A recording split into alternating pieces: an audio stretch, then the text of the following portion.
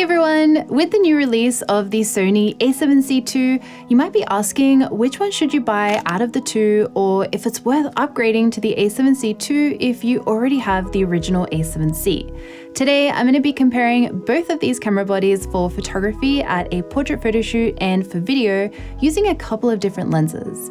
But first, let's start off with the build of these cameras. I also want to say thank you to the Professional Photographers of America for sponsoring today's video.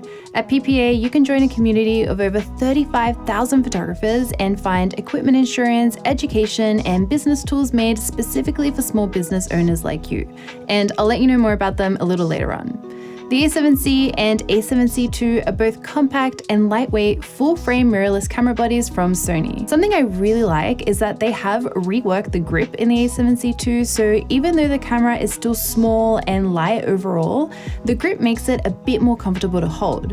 On the A7C, the grip is too small, which makes it uncomfortable to hold for longer periods of time, and my knuckles tend to bump into the larger lenses I use with it. Both cameras have a single SDXC UHS-2 card slot, mic jack, headphone jack, USB-C port, and micro HDMI port.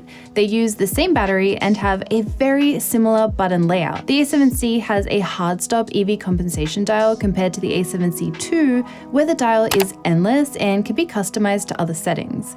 The A7C II also has an additional C button and a front dial, which I felt like was missing from the A7C since I like to do photography in manual mode. I need the front dial to have individual buttons to control my shutter speed, aperture, and ISO, which is now possible in the A7C II. If you shoot in semi-auto or auto modes, this might not be a big issue though. They both have a 3-inch flippy touchscreen, with the A7C II having a slightly higher resolution screen. It's actually the same LCD you'll find on the A7 IV. They have almost the same viewfinder too, but the A7C II has a better magnification ratio now. In practice, the viewfinder is much smoother and easier on the eyes with the A7C II. I found that I avoided using it a bit on the A7C as it was a little jittery. The A7C II also features a new mode switch selector between photo, video, and S&Q, which makes it so much easier to switch between each of those modes compared to the layout of that dial on the A7C. In the A7C II, you also have the option to customize your settings separately between photo and video. So let's get straight into the good stuff. The A7C has a hybrid AF system with 693 autofocus points and features human and animal IAF in stills and video mode, as well as touch to subject track. The A7C II, on the other hand, has 759 phase detection points and features the same AI processing unit as the A7R5. This new AI autofocus includes human, animal, bird, insect, car, train, and airplane AF modes, with the ability to select what parts of the animal, bird, or vehicle you want in focus. While the autofocus has objectively improved from the A7C to the A7C II, I do have some thoughts I want to share with you about this after we see both cameras in practice at our portrait photo shoot. So if you're a photographer thinking of upgrading from the A7C to the A7C II, this will be super important. Next, we have our photo shoot comparisons, but first, if you run a photography business or are thinking about starting one, the sponsor of today's video, PPA, have lots of resources to help you out. As a PPA member, you will have access to benefits including up to $15,000 worth of equipment insurance and data recovery services. You have the option of full replacement coverage with a $350 flat deductible, or you can repair your equipment with a $50 flat deductible. PPA also have useful business resources such as customizable contracts where you can compare and edit documents, including proposals, cancellation letters, model releases, copyright transfers, and heaps more. So if you want to join PPA, please be sure to use the link in my description to get $25 off your membership. Let's head to our photo shoot. The A7C is a 24 megapixel full-frame camera compared to the A7C II, which is a 33 megapixel full-frame camera. For those of you who are experienced in Sony's range of cameras, the A7C essentially is the A7 III sensor with Sony's older menu system and color science. I have switched over to the A7C II now.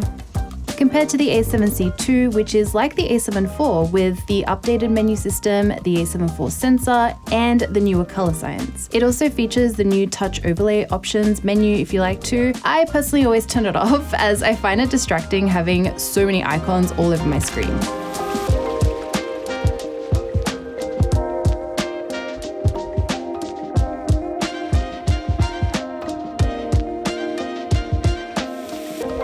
those of you who are watching who are new to the Sony ecosystem, who might not know what the A7 III and the A7 IV cameras are like, the biggest difference we'll be seeing in both these sensors are the A7C has smaller resolution files at 24 megapixels, compared to the larger files of the A7C II at 33 megapixels. Oh, I like that with your arms crossed.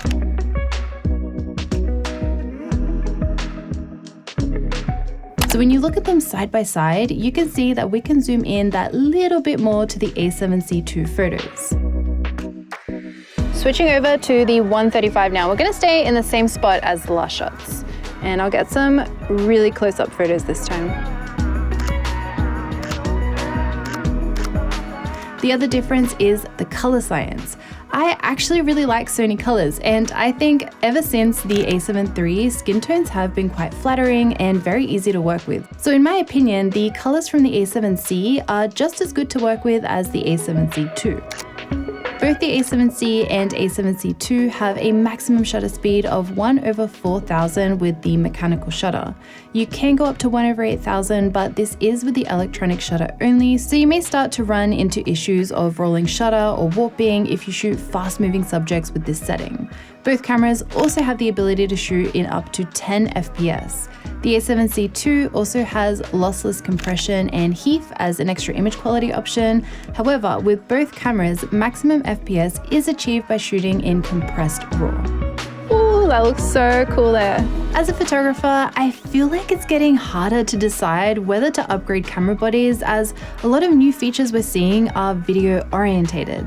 If you are an A7C owner already, in my personal opinion, I would only update to the A7C II for a few reasons, like if you're currently unhappy with the ergonomics, if you're having issues with autofocus, or you really want these slightly larger images.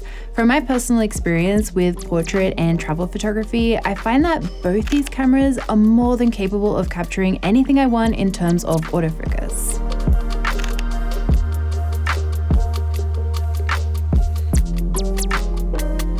So let's move on to where I do think there have been some huge upgrades in the A7C II from the A7C, which is in video. The A7C II is able to film in both 30 and 60p in 4K, compared to the A7C, which can only film in up to 30p in 4K. 60p is only in 1080 HD. While the A7C can film in 4K 30p full frame, 4K 60p does induce an S35 crop.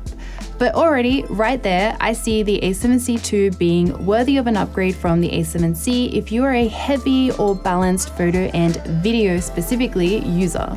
4K is so handy for video work, especially if you work in both horizontal and vertical video formats. If you film in 4K, you can utilize both formats quite easily by cropping your horizontal footage for vertical use. Both the A7C and A7C II features S-Log3, but the A7C makes use of 420 8-bit compared to the A7C II, which uses 422 10-bit. In practice, you can see a pretty big difference. The A7C II has overall better dynamic range, you will find it easier to color grade, and I find it's easier to work with in tricky lighting situations. While both cameras do have S-Log3, the A7C is missing the S-Cinetone picture profile. This profile will render you footage somewhere in between standard and S-Log3. This is handy if you want softer or flatter looking footage in terms of tone and color compared to standard picture profile, but you don't want to fully convert S-Log3 to Rec 709, so you can use S-Cinetone as is or color grade it if you want. Last but not least, another big improvement I've noticed between both cameras is the stabilization. The A7C features 5 stops of IBIS compared to the A7C II, which has 7 stops. I took some video shots of Dan where we were both walking and I was hand holding the camera. I also have stabilization set to standard, which is included in both cameras. The A7C II also has active stabilization, which increases the stabilization strength at the expense of a slight crop to your footage. The A7C does not have this option at all. Personally, I prefer the stabilization of the A7C II. It works much better than the A7C and even looks smoother than handheld footage from my A7S III. So it's great to see that Sony are really working on their IBIS. Last but not least, I have a low light comparison between both cameras. I find the low light capabilities are really decent for the compact range. Both have very similar results. If you want to see either of these cameras in more detail, I have reviews for both of them and I'll leave them linked down below.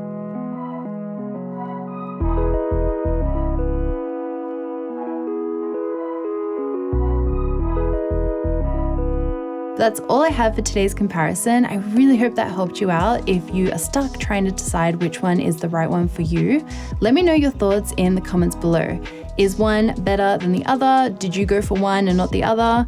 And don't forget to check out PPA by using the link in my description. But as always, thank you so much for watching. I make new videos every single week, so I'll see you all next time. Bye.